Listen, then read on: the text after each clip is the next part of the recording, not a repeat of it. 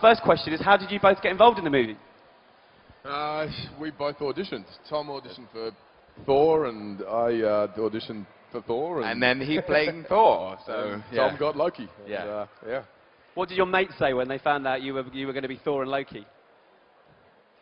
They were pretty stoked, actually. I mean, it's the thing about this whole the Marvel universe is their films are so big now, and you know, after the Incredible Hulk and Iron Man 2, and you're entering into such a fantastic comic book world and such a fantastic movie world, and the scale of what they're trying to achieve is so big. It just is a massive privilege, and it's really exciting. You know, we're both about the same age, and I think every boy dreams of being a superhero, and here we are, a pair of superheroes. It's completely bananas, but it's fun. Chris, how would you describe your take on Thor and the movie's take on the character of Thor? I think we stick pretty closely to the comic books, and obviously there's 40 or 50 years worth of history with it. But without sort of giving anything away, we certainly start Thor off as his brash, cocky young self with the universe at his fingertips, and is about to take on the throne, and then through his actions, which are foolish and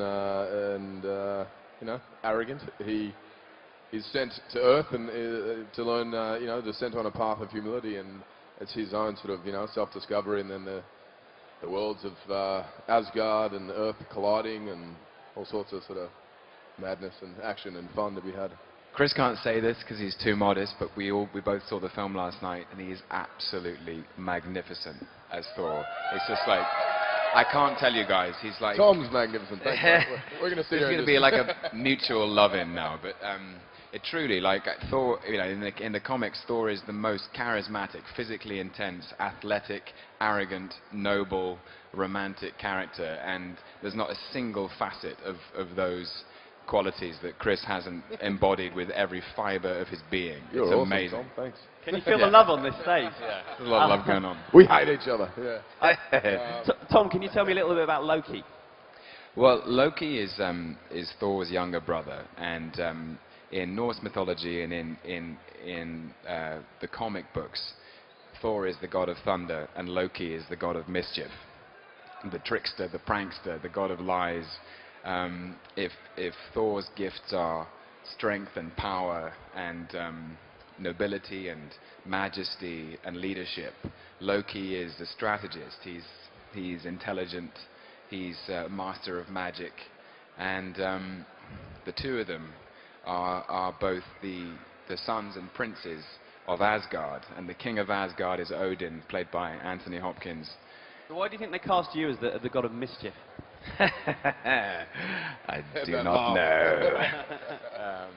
I don't know. I think I'm always really interested in psychological complexity anyway. I don't think there are villains in this world.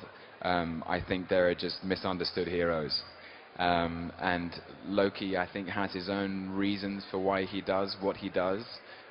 They are misguided, but they come from a sense of betrayal, a sense of being lied to and being left out in the cold. I don't know if I've particularly been left out in the cold in my life, but I do enjoy the kind of the layers between things in characters. I think what was interesting about Loki as well is with when you have a villain who's the villain for the sake of being the evil one, whereas this character had the real justification for what he was doing, and if you sat down and talked to Loki, he'd probably convince you that his reasons were quite just, and I think that's a much stronger angle to come from, as opposed to just beating your fingers together and being the bad guy, so to speak. So that was, yeah, that's it.